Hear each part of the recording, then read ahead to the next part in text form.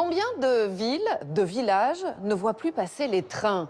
La SNCF a abandonné certaines petites lignes, les moins rentables, laissant les habitants sur le quai. Est-ce vraiment inéluctable? Une poignée de citoyens pensent que non. Alors ils se sont lancés dans une aventure un peu folle, créer leur propre société ferroviaire. L'objectif, relancer la ligne Bordeaux-Lyon qui traverse le Massif central. Elle a été fermée en 2014. Ils changent le monde avec le train de leurs rêves. Le reportage est signé Perrine Bonnet, Vincent Pifteau, Carrie Manette et Benoît Sauvage.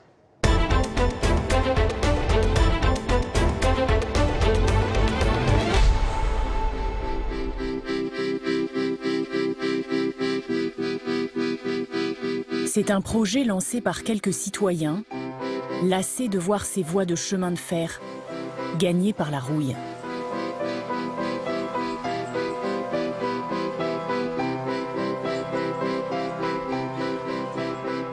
De voir ces rails, qui reliaient il y a un siècle quasiment chaque village de France, aujourd'hui envahis par la végétation, au point de ne plus être visibles.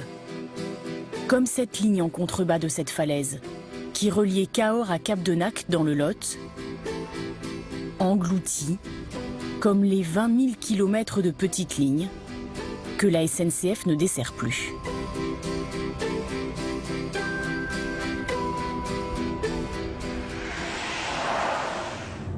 Alors un ancien citadin, fraîchement installé dans cette campagne du Lot, a eu l'idée d'un pari fou.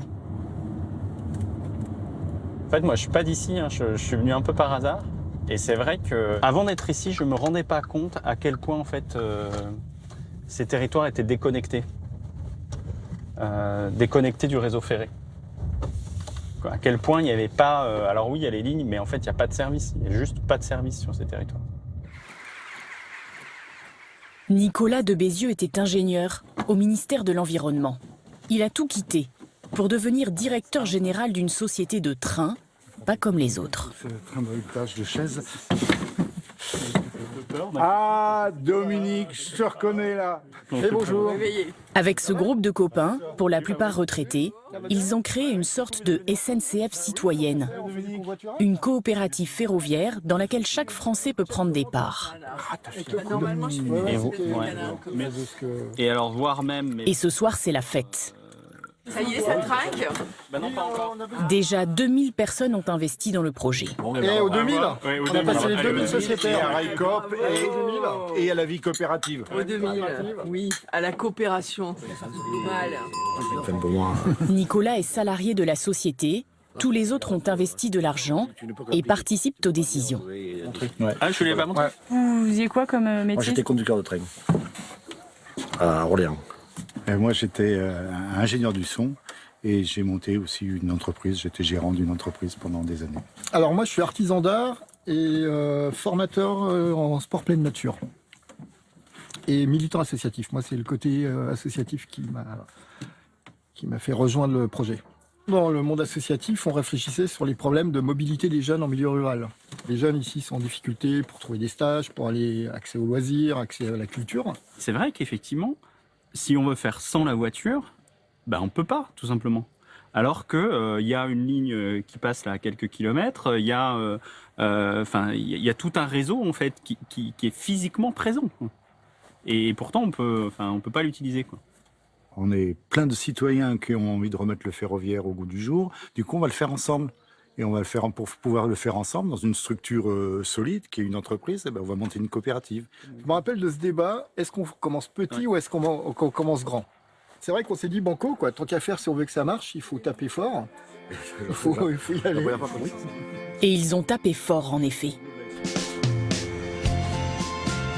Ils ont vu très grand. Ils veulent relancer le Bordeaux-Lyon, qui a fait les belles heures du rail pendant 143 ans, en traversant les paysages grandioses du Massif central. C'est une de ces rames ultramodernes qui relie sur 430 km à travers le Massif central, Lyon et Bordeaux. Voyage à 120 km/h qui allie le silence et le confort le plus raffiné. Il n'est bon voyage sans bon repas. Et chaque rame possède ses cuisines. La Apprécie la parfaite stabilité qui ne provoque pas le moindre mouvement de verrerie. Le restaurant, c'était la classe. La petite lumière, ils ont bien fait ça. Hein. Mais hop. C'est incroyable. Ils avaient l'air et ça fume. C'est juste. Hein, tout. La ligne n'existe plus de bout en bout depuis 2014. La SNCF s'est désengagée progressivement à partir des années 90, malgré la mobilisation des habitants et des élus. Au menu de ce rassemblement, arrêt du Lyon-Bordeaux, distribution de tracts par les élus aux voyageurs. Cette ligne Bordeaux-Lyon est le cordon ombilical qui nous relie vers l'Est. Si cette ligne ferme, c'est un débouché vers l'Est que nous n'aurons plus. On est un petit patelin où il faut quand même avoir quelque chose, des moyens de commotion pour aller à Limoges et ailleurs. Ah, ils se sont battus, hein. Mais ils l'ont plus. Eh ben, on va le ramener. Ce qu'on vient de voir là, c'est exactement la ligne que vous voulez relancer. Absolument. C'est cette ligne-là en entier. Bordeaux, Périgueux, Limoges, Guéret, Montluçon, Saint-Germain-des-Fossés, Roanne et Lyon. T'oublies Ghana aussi, mais il y a des... J'oublie Ghana, ouais, parce que Ghana, il y a un rebroussement. Et voilà, les endroits où il y a des rebroussements. Rebroussement, c'est quand on est obligé de faire une marche arrière, une manœuvre pour repartir dans le sens. Ça pourrait ressembler à un doux rêve de fin de soirée. J'espère que le premier, ce sera comme au Tour de France, avec plein de gens sur le bord de la voie. On s'est dit qu'on allait faire comme dans les films américains, là où t'as l'inauguration des lignes, les deux trains qui arrivent avec les drapeaux. Mais c'est en réalité un projet très sérieux et bien lancé. Le long de la future ligne, il y a déjà de nombreux habitants qui ont décidé d'y contribuer.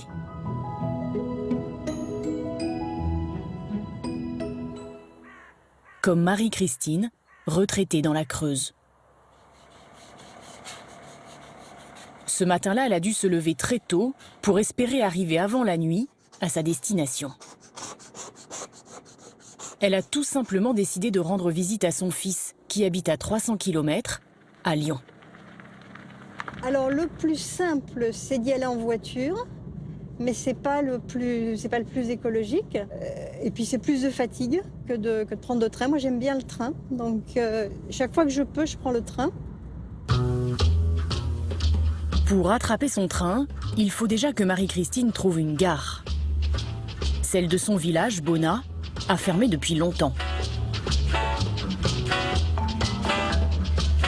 C'était la gare.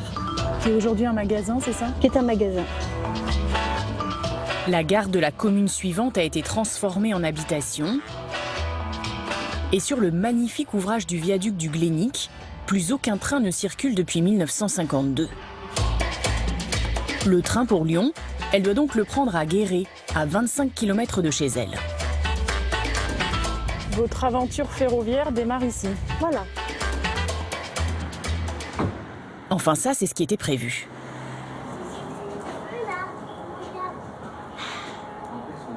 Je crois qu'on a un gros problème. Train de Montluçon supprimé. Il n'y a pas de train? Non. Grève SNCF. C'est donc reparti pour de la voiture. Et à ce rythme, en fait, vous allez faire plus de voitures que de trains aujourd'hui, non? Peut-être pas plus, mais pas mal. Et à la gare de Montluçon, à 65 km de là, le TER ne part que dans 1h30. Il y avait bien une autre option en train pour gagner Lyon, mais encore plus longue, plus chère et plus rocambolesque. La Creuse est là, donc Guéret c'est à peu près au milieu. Il y avait un train dans la soirée pour aller à Limoges. Ensuite de remonter sur Paris. Paris c'est là.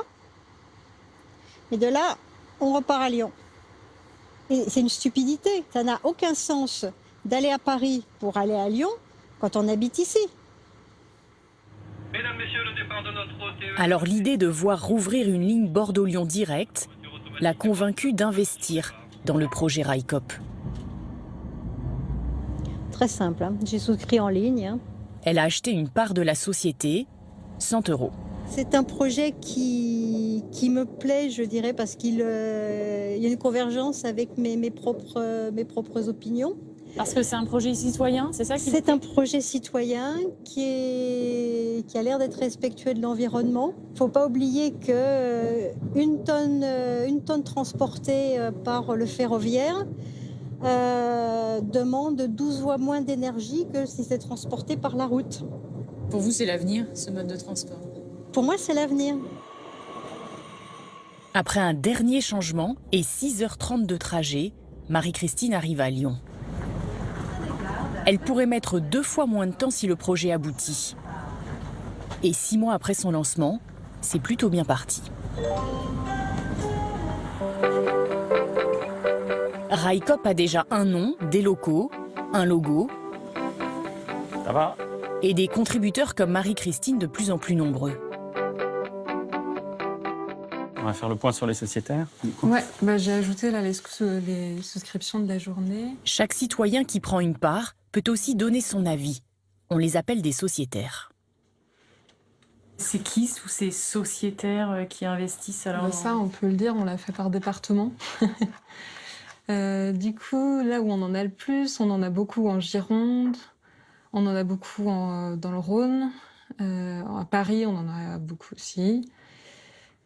Tac. Et après, on en a ce jour en Roumanie, au Danemark, République tchèque, Maroc, Polynésie française, Luxembourg, Chine, Syrie, Australie. Enfin, on a plus de 20 pays où il y a des sociétaires. Donc des Français installés à l'étranger, c'est ça? Pas que. On a notamment un Japonais là qui nous surprend beaucoup, qui parle pas français, mais qui fait traduire les mails qu'il nous envoie. Il nous envoie des suggestions de ce qu'il aimerait voir comme service déployé par Railcoop ou des suggestions sur le matériel et tout. Et ce qui nous fait un capital de 628 000 souscrits, quoi. 628 000 €, ils sont encore loin du compte. La société a besoin d'atteindre 1 500 000 € de capital minimum pour avoir le droit de circuler sur le réseau ferré. C'est la règle fixée par l'État. Ça, on va pouvoir le voir avec ça.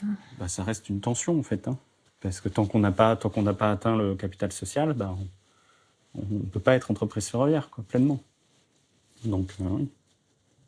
Mais on va y arriver.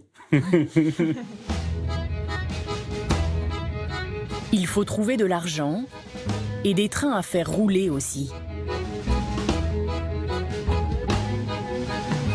Nicolas et Jérémy, un ancien cadre de la SNCF qui a rejoint l'aventure, partent en Europe de l'Est pour tenter d'acheter des wagons d'occasion. Non, elle n'est pas calée là, si. Elle n'était pas en dessous. Évidemment, ils ont fait le choix d'y aller en train. Non, c'était bien en haut parce que justement j'avais du mal à sortir l'échelle. Et évidemment, ils passent leur voyage à tout étudier. C'était comme ça. Voilà. Vous avez peut-être imaginé un mobilier différent, non? Ouais, c'est du retour d'expérience, ça, effectivement. Parce qu'après, c'est pas c'est pas super pratique, mais en même temps, c'est pas mal quand même d'avoir une grande table au milieu, quoi. Le choix de la ligne qu'ils veulent faire revivre a été validé par un cabinet d'experts spécialisés. Bordeaux, Libourne. Entre Bordeaux et Lyon, c'est la ligne d'avion la plus fréquentée en dehors des liaisons depuis Paris. Et leur objectif n'est pas de faire du profit, mais d'être juste à l'équilibre. Saint-Germain-des-Fossés. Et avec un billet à 38 €, ils pensent y arriver. Donc on a un flux de voyageurs identifiés qui est de 690 000 voyageurs annuels. On a identifié les coûts de matériel, les coûts de maintenance du matériel, les coûts de personnel en gare, bref. On a tout dissocié les coûts et on s'est rendu compte qu'on pouvait être à l'équilibre économique sur cette ligne. Donc du coup, on s'est dit, banco, on y va. En fait, si ça ne marche pas, je pense qu'il y aura beaucoup de gens qui disent, vous voyez, c'était évident que ça ne pouvait pas marcher. C'était vraiment le truc. Et quand même, si jamais ça marche, en fait, on remet en question tout le modèle du ferroviaire depuis 20 ans. Quoi. Et le train dans lequel ils sont a de quoi les encourager. Ce Bruxelles-Vienne avait été abandonné il y a 16 ans. Depuis qu'il a été relancé, il connaît un vrai succès. Ça démontre bien quand même qu'il y a une envie de prendre le train. Ce train de nuit Bruxelles-Vienne, il avait existé, il a été supprimé parce qu'il était considéré comme pas rentable. Et aujourd'hui, on voit bien qu'il est complet, donc il y a des marchés comme ça qui existent. À mon avis, on s'installe un peu où on veut. Donc je vais mettre mes affaires là-haut, comme ça, du coup, c'est bon.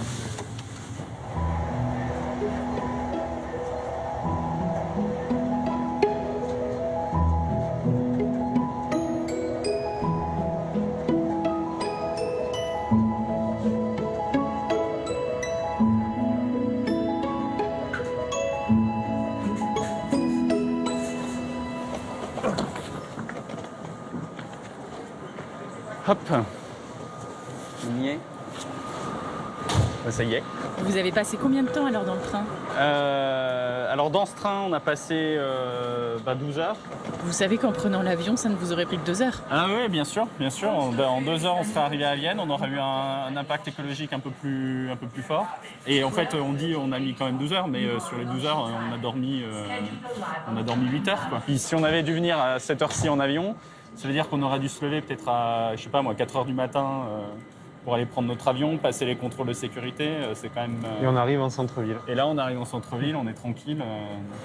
Ils sont chouettes, hein, ceux-là. Là. Ils sont vraiment beaux. La suite de l'aventure, ils vont la partager avec Alexandra, la sœur de Nicolas. Salut. Ça va? Ça va et vous? Bien. Ouais, vous avez bien voyagé, ça a été? Un bon voyage. Toi aussi? Super. Ouais, moi aussi. Ouais. On y va alors? Eh ben, c'est parti. Il y a quelques mois encore, le frère et la sœur ne connaissaient rien au ferroviaire. Les voilà lancés sur les routes de République tchèque, à la recherche du train de leurs rêves. C'est une super aventure, ouais. Vous faisiez quoi, vous? J'étais bien loin de l'univers du train, j'étais dans les financements européens. J'ai tout lâché. Et avec bonheur. Se procurer du matériel neuf, c'est inenvisageable. Même en empruntant, même en louant. Une rame de train, c'est 13 millions d'euros. Il en faut une dizaine. Alors la solution, c'est de trouver des wagons d'occasion. Et il y en aurait tout au bout de cette petite gare tchèque.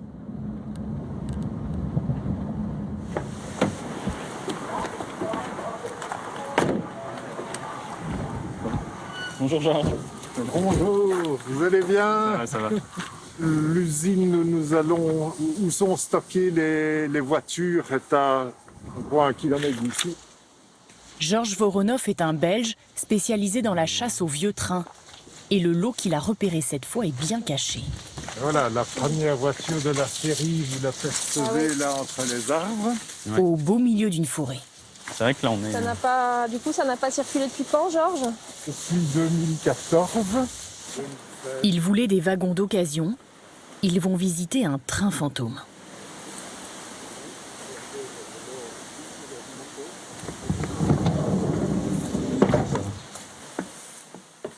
Il y a les portes au moins, c'est bien.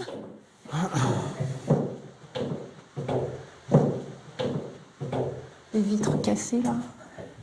Et en plus, c'est même pas du. Enfin, de toute façon, les vitres, faut les changer quoi. Donc. Ouais, non, mais de conception, c'était des trucs solides, ça a fait ses preuves, hein. Ça, il n'y a aucun souci. Hein. Tu vois, il y a la canalisation, tu sais, à l'ancienne, où quand tu tirais la chasse, ça tombait sur les voies et que tu avais interdiction de tirer la chasse en gare. Non, mais regarde, ça il y a de l'amiante là-dedans. Il y a tout à reprendre. Ouais.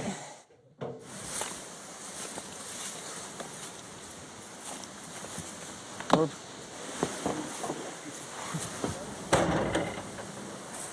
Faut vraiment se projeter. Hein. Mais là, pour le coup, on part de loin. Hein. Comme je dis, il faut se projeter. Ouais, non, je pense que c'est pas jouable. Enfin, moi, à mon avis, hein, c'est bon. Ça sera la voie que je porterai au sein du collectif. Faut pas s'embarquer là-dedans. Hein. Bon, on a vu. C'est décevant, mais ils ont une autre piste, à 150 km de là, en Slovaquie, à côté de la gare de Bratislava. Des anciens wagons allemands, en bien meilleur état. D'extérieur, déjà, elles sont pas... Elles sont pas mal d'extérieur. Elles sont pas mal d'extérieur. Ouais. Ouais. Par contre, c'est pas ça, là. C'est pas mal, ça. On est en seconde, il y a des petits LED pour les rideaux et tout ça, il y a des normes par rapport à l'incendie, ça. C'est ça que... Oui, mais ça les normes incendie sur les rideaux, enfin, c'est pas ça qui va coûter cher, je pense. Là, les tissus ont l'air bien. Celle-là, c'est chouette. Hein. Oui. Ce qui est bien, c'est qu'il y a les prises, là. Il y a un côté un peu vintage. Les systèmes d'éclairage, là, c'est typique des années 60, en fait. Et c'est ça qui est intéressant, c'est de voir ensuite comment on exploite ce petit supplément d'âme, je pense. C'est une grosse responsabilité que vous avez quand même là. Oui. Il y a plein de gens qui ont mis de l'argent, et finalement le choix vous revient. Alors non, le choix ne va pas me revenir. Hein. Là, on prospecte, mais ensuite, et ça c'est toute la force de la coopérative, on soumettra les options à nos sociétaires. Et c'est nos sociétaires qui décideront. Il ne faut pas se rater. Mais enfin, ils attendent de nous qu'ils aient tous les éléments pour décider, quoi. Vous Donc, n'avez pas peur de vous faire avoir, tout simplement?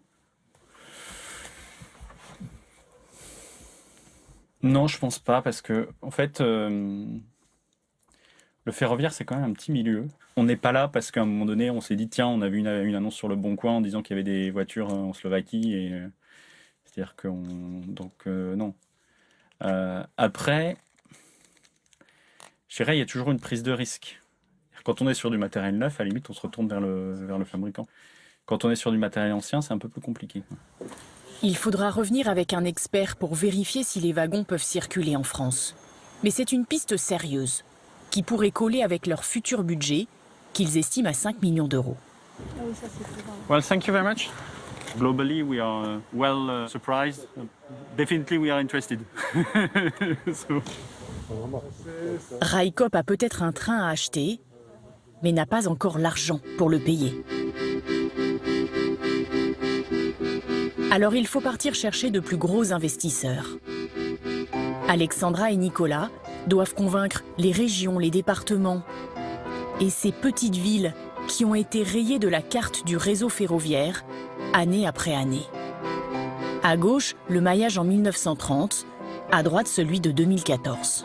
Je pense que cet esprit d'avoir un système ferroviaire qui se comporte comme un réseau, c'est quelque chose en fait qui a été perdu depuis les années 30. Aujourd'hui, on ne penserait pas la couverture télécom en se disant tiens, il faut juste équiper les télécoms entre Paris et Lyon. La petite gare de Gannat dans l'Allier sera sur la future ligne de Railcoop. Elle est encore desservie par quelques TER, mais surtout de plus en plus par des cars. Et regarde, le bus pour aller à Vichy. En fait, il n'y a plus de train qui arrive. Ouais, et effectivement, sinon il y a 3 trains supprimés là. Le train de 19h49, le train de 19h50 vers Montluçon. Et le reste, c'est des cars. Le reste, c'est des cars. Donc il n'y a plus de train en fait. Il n'y a quasiment plus de train dans cette gare.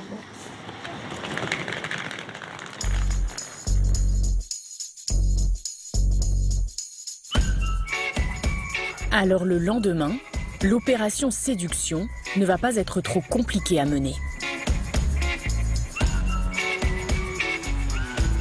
Alexandra de Bézieux, directrice générale déléguée de Railcoop. Nicolas de Bézieux, directeur général de Railcoop. Alexandra, Nicolas et Dominique Guéret, l'ancien ingénieur du son à l'origine du projet, sont venus présenter Railcoop au conseil municipal de Gannat. Nous sommes une société qui sera la première coopérative ferroviaire en France. Quand on voit que 90% des Français résident à moins de 10 km d'une gare, on se dit que finalement c'est un réseau qui pourrait sans doute être plus utilisé. Pour les convaincre de mettre la main au porte-monnaie. Pour avoir notre licence d'entreprise ferroviaire voyageur, il faut notamment qu'on ait un capital social d'1,5 million d'euros. Aujourd'hui, on n'y est pas encore. On approche des 750 000 euros. On est à 720 000 euros au jour d'aujourd'hui, au jour où je vous parle. Mais c'est un vrai enjeu pour nous et c'est aussi l'objet de cette réunion aujourd'hui. Et au bout d'1 heure et demie, c'est gagné. La collectivité s'engage à devenir elle aussi sociétaire de Railcoop et promet un chèque de 20 000 euros. Une petite victoire partagée au café avec la jeune maire de Gannat. Moi, j'ai tout de suite été rassurée sur... c'est pas un projet fou. C'est quelque chose qui est mûrement réfléchi. Je me suis dit, pour une fois dans un territoire rural, on tend la main sur un projet qu'on peut porter. Donc moi, j'apporte l'autre main pour qu'on soit un vrai partenaire. À une petite échelle, j'apporte aussi ma contribution pour que le projet prenne vie. Donc cet après-midi, vous repartez ?